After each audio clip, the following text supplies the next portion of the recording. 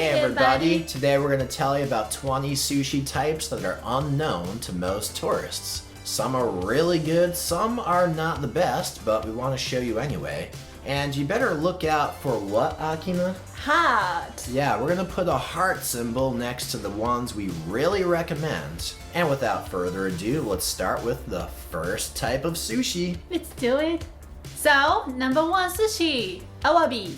Yep, Awabi is a really good piece of sushi, and I think it might be an acquired taste, but I think you should definitely try it out. It's so good, right? Yep, the texture is uniquely hard and it has kind of really strong sea flavor to it, I think. It's a very subtle flavor, but the texture is very hard, just very fresh tasting. Yep, and there's a reason to be expensive. Yeah, it is a tad expensive, but it is totally worth it. Sushi number 2, Houbou. Yeah, this one is a really interesting looking one. It kind of looks like a tiger in fish form. Basically, like, the sushi is really good looking, although I think the flavor is not as impressive, right, Akina? Yeah, I probably wouldn't really recommend it. But it's soft and chewy, and it does taste good. It's just that compared to some other sushi varieties, the flavor's not that special. It's kind of just like another sushi, I would say. Sushi number 3. Okay, here we got the Menegi, and this one, it's sort of like a chive. What is this exactly, Akina? It's kind of like a young spring onion thing. Yeah, it's like a young spring onion or like a chive on a piece of sushi, and it's so fresh, it kind of clears your palate, right? Yep, and this place usually serves it with ume paste on it, so that makes it even more fresh. And if you have anything like fatty or really strong taste, then this feels really good. Yeah, it's good to follow up something you like. You could follow up an otoro, or we like to follow up an awabi with this. Sushi number 4. Okay, this one is the Nama Sakura Ebi. Now this looks really interesting. It's basically a bunch of really tiny shrimps that are on one piece of sushi, and I actually like this a lot, although I think, Akina, you're not a big fan of it, right? Not really. I don't really like kind of... There's the shell texture. Yeah, I don't really like the shell textures too much, so some people might like it. No, I don't. Next is... Kohada. Yeah, number 5, Kohada. This one is actually really good at this restaurant, right? Yeah, these kind of things could be difficult. This is marinated in vinegar, so some restaurants do it too much sometimes. Yes. So it feels like too sour or something like that. But at this restaurant, it was really perfectly done, and it was like fatty, but at the same time, it's kind of refreshing with the vinegar. Very good. Yeah, I used to not like this one. I've had it before at the conveyor belt sushi restaurants, and like she mentioned, it's overly done. This one at this place was very good, very subtle, and I liked it. The great sushi number 6. Okay, sushi number 6. This one is real good, right? As you can probably imagine by the name, which is Wasabi Maki. Now this has the fresh pieces of wasabi cut into little slices right inside that maki. And I'm sure you probably have heard a lot about the fresh wasabi thing.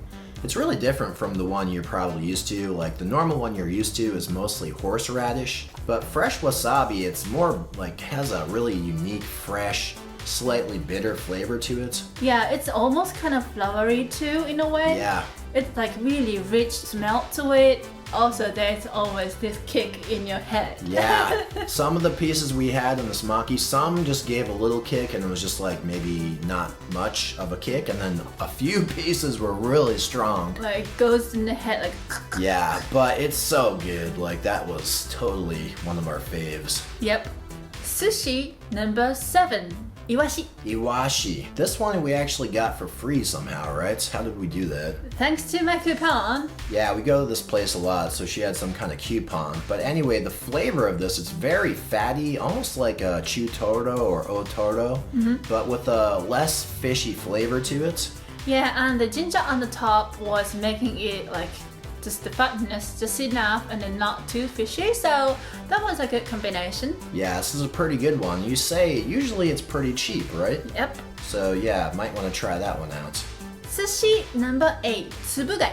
Yeah, this has a more chewy texture compared to the Awabi. This is a clam type of sushi, but yeah, a little bit chewy with less saltiness, but more of a slight fishy flavor. It was pretty good, right? The texture was nice and the shape. Yeah, I really like it. But I think the flavor was subtle overall, right, Akina? I still like it. Sushi number 9, Kanpachi. Yeah, Kanpachi, this is one of those fish that actually has different names depending on how old it is. The Kanpachi is the younger one, right? Yep, I love this sushi actually, maybe my favorite. Really? Yep. And the fish is kind of really fatty, but doesn't have too fishy flavor to it. But then it has really nice kind of hard-ish texture to it. So it's really enjoyable. It's also kind of simple, so it's kind of good to start with, I would say. Okay. Sushi number 10. Nama Shirasu. Yeah, Nama Shirasu. I like Nama Shirasu. But you're not a huge fan, right, Akina? Not really. Yeah, this is sort of similar to the Sakura Ebi thing, where basically here you have a lot of really tiny little fish. These little fish, like, I think it tastes kind of interesting to have individual pieces of fish instead of the usual gigantic chunk. So I like it. I think it's an interesting one, and why don't you like it, Akina? I don't know, I tend to like some fatty ones better than the less ones. Sushi number 11, Kani Miso. Yeah, Kani Miso. This is sometimes labeled as crab butter, and I've had it before in the conveyor belt sushi restaurant. It was pretty bad when I had it there, but at this place it was really, really good. It looks pretty disgusting, to be honest. Yeah. Like, it's not appealing, especially to a Western eye. But like, even though that's the case, this one we had at this place, we both liked it a lot, right? Yeah, it has like really nice crab taste to it, but also like it has a buttery kind of bitter taste to it too. It's creamy.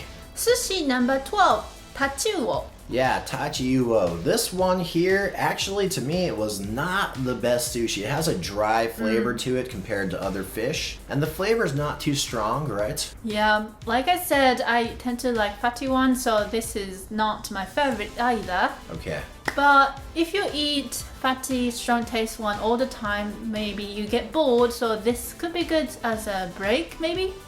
Sushi number 13, Kazunoko. Yeah, this is actually like a fish egg based sushi, and the first time I had it, I didn't like it, but at this particular restaurant, I'm starting to like it. I think it's quite good. It's a bit of an acquired taste, but basically it's got a sort of crunchy, kind of chewy texture, almost like a piece of fruit or something, but it's really hard to explain. I think it's quite good. The flavor is low, but the texture is very interesting and good. And I think this is another thing, you might want to have it at a decent restaurant. Otherwise, the taste could be just salty and you can't really enjoy the other than the saltiness. Sushi number 14, Aori Ika. Yeah, this is a very interesting tasting squid. I guess it's an uncommon version and it's really, really good. Like, I was actually amazed when I had it just recently. Yeah, you used to don't like Ika things, right? I usually don't like the Ika too much because I feel like it doesn't have much flavor, but this particular squid, when you bite in, it's very like soft, almost silky or milky, and it's got a nice flavor, like almost sweet. Yeah, it's kind of sweet, which is kind of interesting. Yeah, it's really, really good. I would definitely recommend this one. Sushi number 15, Ume Shiso Maki. Yes, the Ume Shiso Maki. So the ume is the pickled plum. The shiso is a sort of herbal leaf from Japan. And those two together in the maki, they actually don't have to use a lot of the ingredients because both of them have a very strong flavor. And I think this is one of the ultimate ones we've had, really.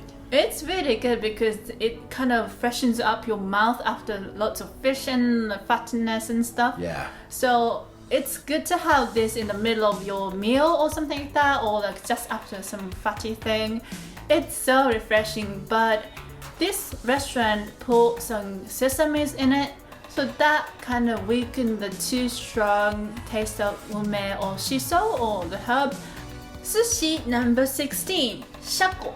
Yes, this is a very interesting one. I guess it's like a very special species of shrimp. It's like the mantis shrimp. And the texture is very tough. Like, I actually like it, although you don't like it, right, Akina? Yeah, I felt the meat was kind of dry. It's maybe a tad dry, kind of tough, but I like the sweet sauce they use, and I think it tastes like a shrimp, which I like shrimp, so to me, it was a very good one. Just a different type of shrimp you might want to try out. Sushi 17, Hokkigai. Yeah, this is one of those that looks kind of weird, I'll admit, but it's actually really good. It's a clamshell-based sushi, and it's got a soft, really soft texture, and it's kind of sweet, slightly bitter, right, Akina? Yeah, I really like it. I generally speaking love shellfish sushis a lot, and this is one of my favorites. Sushi 18, Isaki. Yeah, now this one, it came with a gigantic chunk of fish flesh. And I think it's pretty good, kind of medium chewy, medium juicy. Like, it's not that much in the flavor department. It's kind of a generic fish. How did you feel about it, Akina? Yeah, I felt the same. It's kind of plain fish in quotes. Yeah. And this is kind of probably one of those sushi for a break. Sushi number 19, Sawara. Yeah, this is another one of those that looks interesting. Although the flavor wasn't really worth writing home about. It had a sort of light, fishy flavor. Wasn't too fatty, but I think there was nothing particularly unique about the flavor, right, Akina? I think so too. Like, I couldn't really make an essay for that sushi. Yeah, it was hard for us to really make notes about it because it didn't have any distinctive flavor, so it wasn't our favorite, but it was an interesting one to try. Sushi number 20 is Shime Saba. Yeah, this one is another one that I had before. I think I actually tried it from a take-home sushi shop. And when you have it at a cheaper place, I was not impressed. But here at this restaurant, I did think it was really good.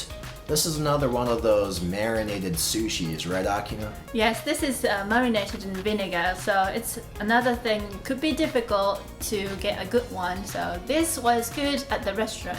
And I thought the vinegar and fatness kind of complemented the taste of the soy sauce, so that overall it was really nice mixture of taste in one piece. So overall, that was a very interesting set of sushi. We definitely recommend you check out our favorite sushi shop in Tokyo. What's the name of that shop, Akina? It's called Numazu Uogashi Zushi. Yep, we got the information about that shop down below in the description box. And if you want to check out some of our previous videos about Japanese food, feel free to check out our video about yakiniku in Japan and our video about the top 10 winter foods in Japan as well. We got those links down below in the description box.